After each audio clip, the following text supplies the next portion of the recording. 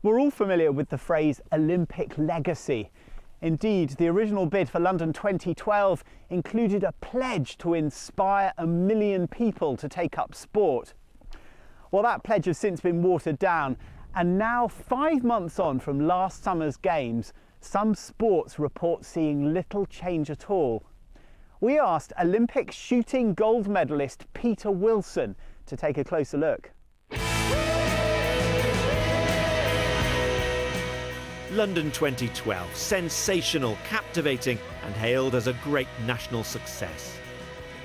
And for Peter Wilson, the Games brought personal triumph too.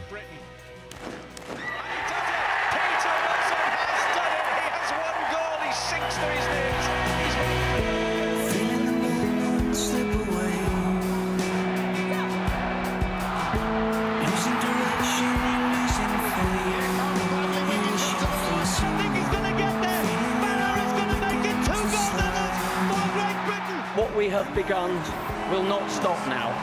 The spirit of these Olympics will inspire a generation.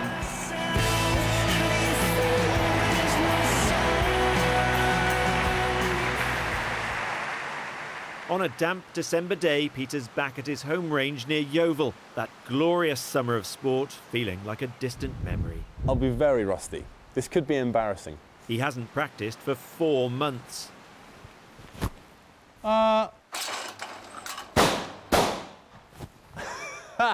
That's what you call a complete miss.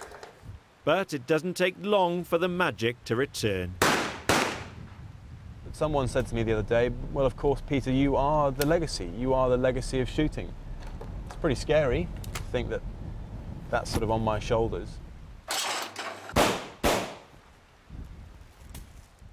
In the warmth of the clubhouse, Peter asks the range owner, Kevin Newton, whether more people are taking up shooting. Do you think across the country there would have been any major surge? No, not really. I don't think there's going to be at all, really. People like to talk about you, they like to read about you in the magazines, but it doesn't actually encourage people to actually take up shooting if you win any gold medal. I was really surprised and slightly saddened, if I'm honest. This is my home ground, this is my base. So, knowing what it's been like for shooting here, I'm really keen to find out what's going on in other sports. Holyland Moors away. And she scores. Olympic handball was one sport that inspired a surge of interest immediately after the Games, not least of all here at the Bristol Handball Club. But 4 months on, sustaining that wave of enthusiasm is proving to be a challenge. Sport England is the government body tasked with meeting that challenge. Peter talks to their man in charge of the South West.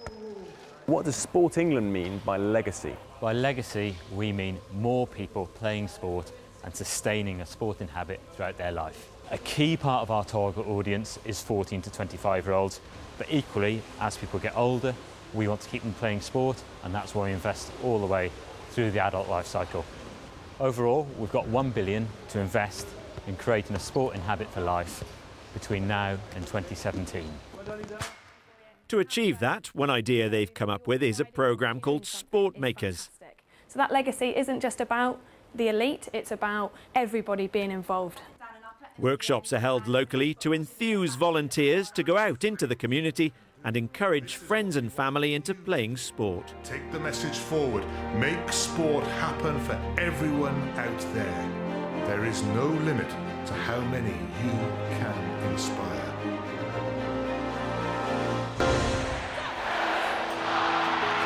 And a teenage kicking superstar is the Olympic champion. Peter's on his way to the Black Belt Academy in Bristol. A taekwondo class is in full swing, led by Grandmaster Andy Davis. It's not just teaching kicking and punching people, because if you're going to do that, then all you're teaching is thugs. We want to teach people who are going to be good members of society, good citizens, and contribute. And again, Taylor, come on, push. Don't stop. Numbers, participation, legacy. These are all things that everyone's been talking about. Have you seen a massive influx here? I don't think there's any legacy at all. There's no evidence at all to say that people are coming in as a result of the Olympics. And I've questioned lots of clubs and I've spoken to lots of instructors. Not one single club has had one extra member as a result of the Olympics. Inspiration doesn't equal participation. To qualify for Sport England funding, clubs have to be affiliated to the national governing body of their sport, in this case, British Taekwondo. There was an announcement by Sport England for this grassroots funding for places like this. Is that something that you're going to be able to tap into? We're not going to access it. Like a lot of clubs, we don't belong to the governing body. We choose to stay well outside of it. I have to fund it purely through income generated from the club. And at the moment, all this funding coming downward it's like a pyramid cell. The people at the top benefit, the people at the bottom don't. So if you're not receiving funding from the governing body, how are you existing? How is this just happening? Andy Davis, a true inspiration. The kids loved him, the parents loved him, but he's really struggling with the politics in his sport. The Paralympians also ran faster, threw further, achieved more. They changed perceptions about disability. But what about encouraging disabled people, inspired by the Games, to take up sport? In Yate, South Gloucestershire Council run a service called Choices for You. They help people with learning difficulties gain access to sports facilities. They've just received £50,000 from Sport England, and today they're playing boccia. Peter's keen to have a go. It's a tactical sport, but really it's whoever could get the most balls to the jack on one team. Let's have a go then. Yep, go for it, yeah. Fantastic. We'll do a couple of substitutions. Is that allowed? Yep. Oh, the pressure. Great shot, Pierre. Excellent, well done, Reds. Put it there. As well as boccia, fencing is proving a real favourite.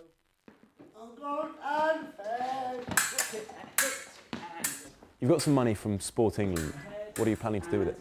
With the additional funding, we'll be able to help an additional 30 people with disabilities to access the service. So it's really important for them because it gives them a whole social network, but also by being able to do physical activity, they are becoming healthier.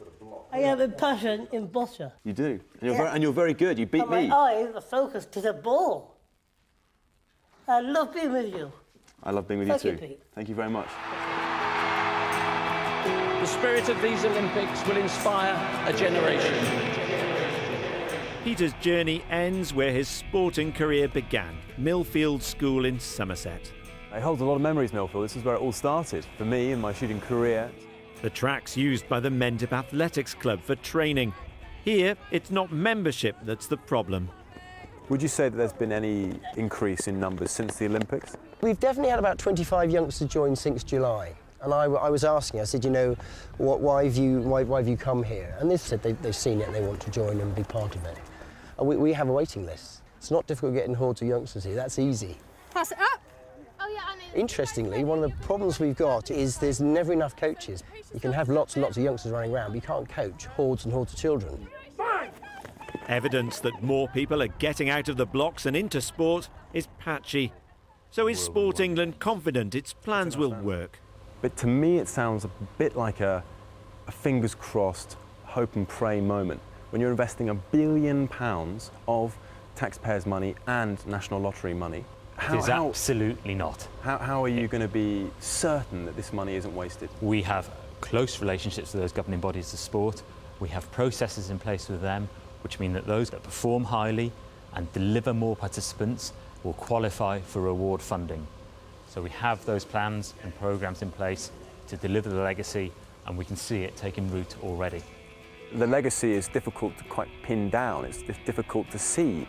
I'd like to believe that the Olympic legacy is alive and kicking in the Southwest, but with what I've seen, I think the jury's still out. I'm an optimist, so I would like to believe that we can do things differently. All the money in the world can help. Whether it will change things is another thing altogether.